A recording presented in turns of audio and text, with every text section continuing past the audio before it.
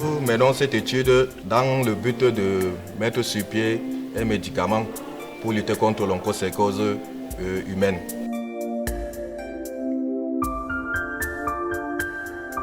Je suis plus captivée par deux manipulations, la l'optique et la photométrie. Pourquoi? Parce que moi j'aspire être médecin.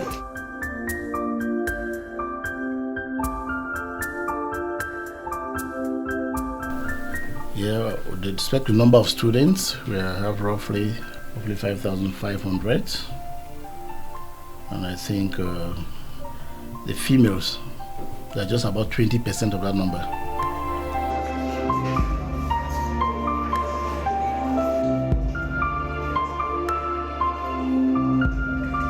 Ces travaux pratiques se déroulent dans les laboratoires du département de physique de la faculté des sciences de l'université de Ngaoundéré. Des exercices qui témoignent la qualité des enseignements que reçoivent les étudiants de cet établissement qui offre une gamme variée des opportunités. Nous avons à la fois des formations classiques et des formations professionnalisantes. Concernant les formations classiques, nous avons 6 filières, à savoir la physique, les mathématiques, informatique, chimie, sciences de la terre et sciences biologiques. Et nous avons une filière professionnalisante, notamment les sciences biomédicales et médico-sanitaires.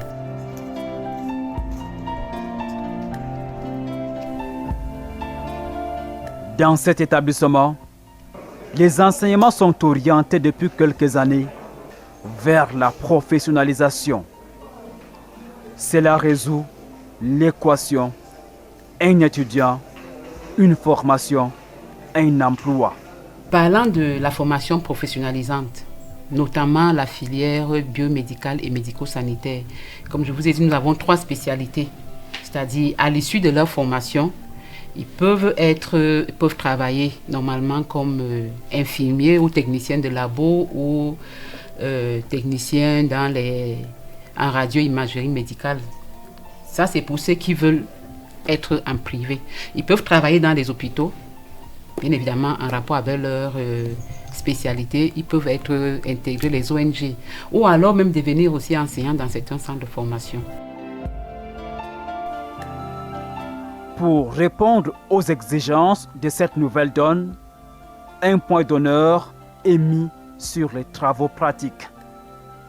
Les étudiants sont soumis aux exercices pratiques dans les différents laboratoires de la faculté et effectuent régulièrement des voyages d'études et des partages d'expériences. On a déjà appris comment extraire les œufs, les larves et les adultes de Haemonchus contortus. On peut déjà les distinguer au niveau des microscopes dans les laboratoires.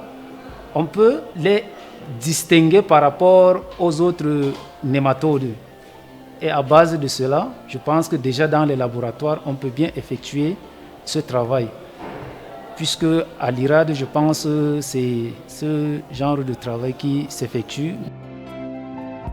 Si nous sommes en train d'isoler les nodules contenus dans les pieds des vaches, nous menons ce travail pour sensibiliser la population par rapport à l'existence de la maladie, l'onchocercose bovine.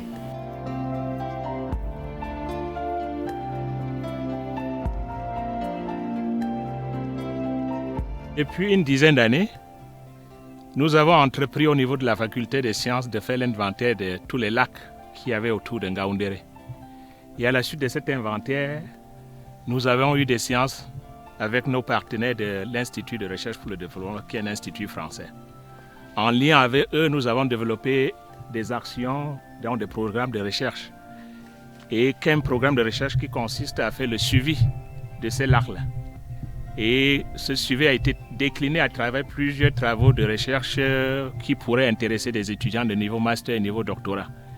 Et à l'instant, nous avons un doctorant qui fait le suivi de l'ensemble des lacs de manière à avoir une information sur le plan physico-chimique et qui intègre donc des mesures aussi bien sur la verticale qu'au niveau des exutoires de ces lacs-là, dans l'ensemble des lacs au niveau de la région.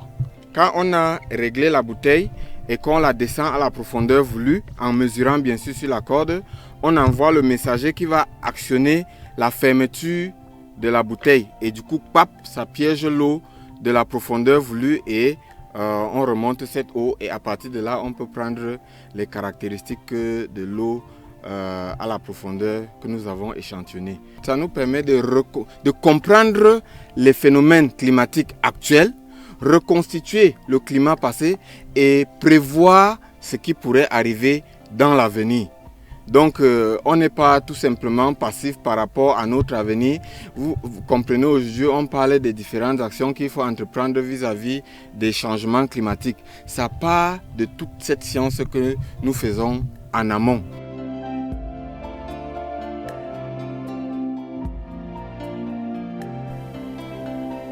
Ces exercices d'application permettent de former des produits compétents, compétitifs et performants, capables d'être immédiatement insérés dans le circuit de production.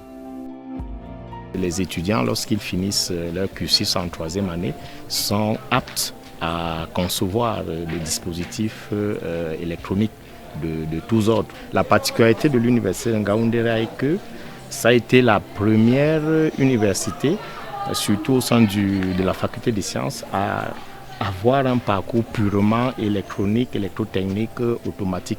Une licence qu'elle était la seule d'ailleurs à promouvoir, ce qui ne se faisait pas ailleurs. Et cette culture-là est restée jusqu'à présent, ce qui fait qu'on nous appelle souvent un peu un département de technologie, beaucoup plus dans les applications que dans la théorie. La faculté des sciences de l'université de Ngaoundéré dispose en son sein d'une structure qui est vraiment unique à son genre, l'unité d'apidologie appliquée, dans laquelle nous formons non seulement à la recherche sur les abeilles, mais également à la production, donc pour aider à pouvoir améliorer la production du miel au Cameroun en général, mais principalement dans le Damawa, en agissant notamment sur des plantes qui peuvent permettre effectivement de booster cette production, mais aussi on fait des analyses, des études pour voir les qualités, n'est-ce pas, de nos produits et voir comment est-ce qu'on peut améliorer ces qualités-là.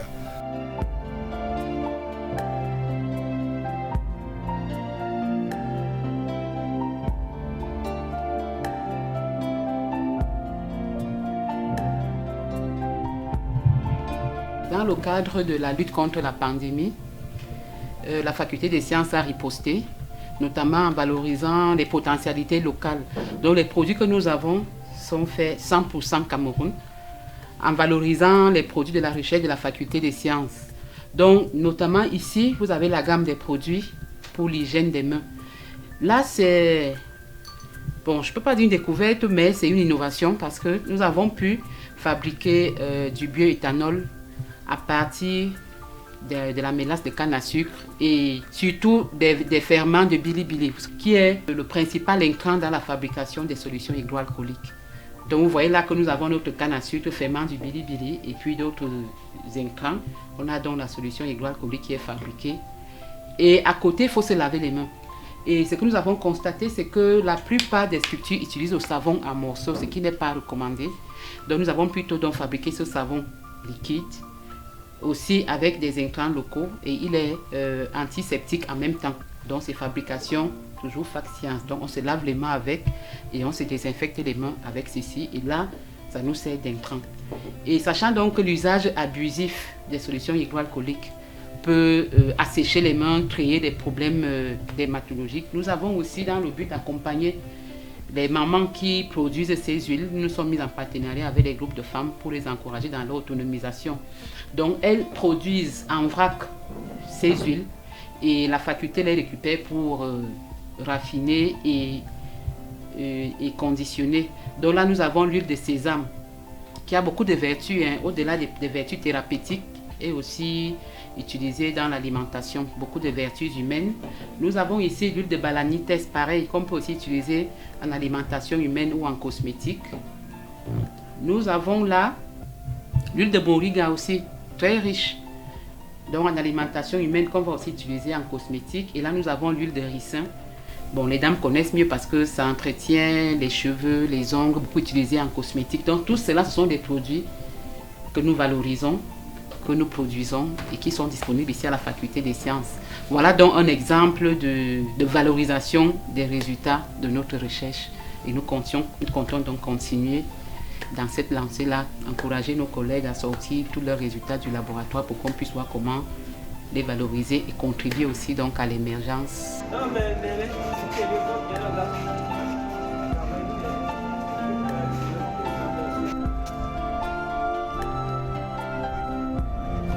Les innovations apportées par le management axé sur l'excellence opérationnelle, expérimentée depuis plus d'1 an, produisent de bons résultats. Et dans les salles de classe, on fait tout l'effort pour respecter les mesures imposées par le gouvernement. Bon, on ne dirait pas plus de 50 par salle. Bon, nos salles sont grandes, mais on fait fort la distanciation. Moi, personnellement, je vais à ça. Je vais partir de mon bureau. En fait, moi, je fais au moins 2 mètres de distanciation en classe. Sur le plan académique, notamment avec la pandémie, il a fallu s'y habituer. Donc, justement, cette cellule de gestion numérique aussi a formé, que ce soit les étudiants, les enseignants au e-learning. Pour les formations au niveau licence, ceux qui viennent d'avoir le bac, ils ont besoin du contact avec l'enseignant. On a privilégié la formation en présentiel. Parce que les 2 premières années, il faut que l'enseignant soit présent. Et maintenant, master 1, master 2, on peut facilement faire des cours en ligne. Cette nouvelle dynamique, impulsée par l'équipe dirigeante, favorise l'épanouissement de 5500 étudiants de la faculté et concourt au bien-être de tous. La faculté des sciences de l'université de Ngaoundéré est aussi ouverte au partenariat avec d'autres institutions de formation. C'est pour densifier les offres de formation et s'ouvrir aux expériences des autres. Au plan externe, tu vas pouvoir noter un accord de partenariat très fort qui nous a liés à l'université de Brême, en Allemagne, où depuis plus de 10 ans, ils ont intervenu pour former les jeunes chercheurs. Il y a beaucoup de nos jeunes collègues qui ont eu leur doctorat dans ce cadre-là. Je ne veux pas oublier l'université Paris 6, du côté de la France, Montpellier. Je ne vais pas oublier l'université de Saskatchewan au Canada. Donc, tous ces institutions-là nous renforcent beaucoup dans la recherche. Ces accords de partenariat privilégient aussi la coopération sud-sud. Nous avons à Yaoundé 1 une équipe de recherche qui travaille effectivement sur des sujets assez sensibles qui regardent le développement de la santé publique. Ce qui nous intéresse à l'université de Ngaoundéré, c'est que Ngaoundéré est une université technologique qui effectivement se concentre beaucoup à la mise en œuvre de ces applications théoriques sur le plan purement technique. C'est pour cela qu'il y a eu cette collaboration afin que nous viendrons ici présenter ce que nous avions déjà sur le plan expérimental de manière à chercher avec l'université de Ngaoundéré comment pouvoir mettre cela avec des technologies appropriées sur le plan purement technique. Une façon de dire aux autres collègues que regardons d'abord autour de nous. C'est lorsque nous ne trouvons pas ce que nous voulons autour de nous qu'on peut donc se diriger vers l'extérieur. Yaoundé a toujours accueilli nos étudiants. Nous avons accueilli l'université de Ngaoundéré, mais ça n'a pas été visible. Donc déjà, c'était rendre cette collaboration visible afin qu'elle soit connue de tous et aussi promouvoir ce partenariat sud-sud inter-université camerounaise.